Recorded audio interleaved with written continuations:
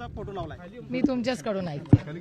याच्यापूर्वी पण त्यांनी काही वक्तव्य केलं होतं की मला नाही माहिती, मी तुमच्याचकडून ऐकते.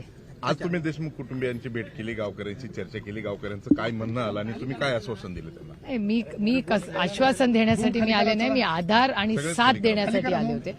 आणि मी पूर्ण ताकदीने आम्ही सगळे माणुसकीच्या नात्याने या कुटुंबाबरोबर आम्ही उभे आहोत.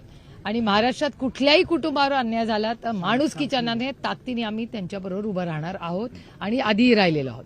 त्यामुळे आज या हत्या प्रकरणाची पारदर्शकपणे ही इन्क्वायरी झाली पाहिजे. पहिला मुद्दा म्हणजे त्यांना ज्यांनी हत्या केली त्यांना फाशीची शिक्षा फास्ट ट्रॅक कोर्टमधून झाली पाहिजे.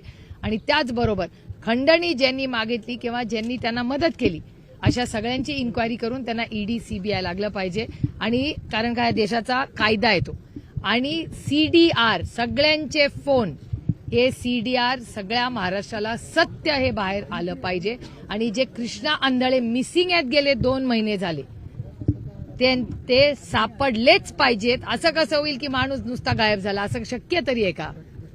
ताई, शिवसेनेला जी एक वाय दर्जाची सुरक्षा देण्यात आली होती गुवाहाटीला असताना मला याची काय माहिती नाही. गुवाहाटीवर मला याची काढून घेण्यात मला याची काय माहिती नाही. नाराज आहेत असं पण समजतंय, शिवसेना नाराज आहे. मला याच्यातलं काही माहिती नाही. आज मी देशमुख कुटुंब आणि मुंडे कुटुंब या दोघांना मी भेटायला इथे आले आणि दोन्ही कुटुंबाला न्याय देण्यासाठी आज आम्ही इथे आलेलो आहोत. मुख्यमंत्र्यांना भेटणार आहात तुम्ही? मी माननीय मुख्यमंत्र्यांना कालच रिक्वेस्ट टाकलेली आहे की त्यांनी आज आणि उद्या आम्हाला सगळ्यांना वेळ द्यावा. मी रिक्वेस्ट टाकलेली आहे. अपेक्षा आम्ही वाट बघतोय की ते मी समजू शकते की ते व्यस्त असतील, त्यामुळे त्यांच्या सोयीने ते जेव्हा कधी आज म्हणजे मी रिक्वेस्ट टाकलेली आहे, वेळ मिळाली की मी तुम्हाला त्या कळवेन. भेटीमध्ये धनंजय मुंडे यांच्या राजीनाम्याची मागणी करणार का? सातत्यानं ती मागणी आम्हाला न्याय पाहिजे आणि त्या न्याय प्रक्रियेत कोणीही जर कुणालाही लपवण्याचा प्रयत्न करत असेल तर त्या माणसाला दूर केलं पाहिजे असा आमचा आग्रह आहे. जयंत पाटील हे मागच्या अनेक दिवसापासून दिसत नाहीयेत. हल्ली त्यांचे विधान पण आम्ही पाहत नाही आहोत किंवा ऐकत नाही आहोत. अशामध्ये इस्लामपूरमध्ये कार्यक्रम होतो आणि ज्याला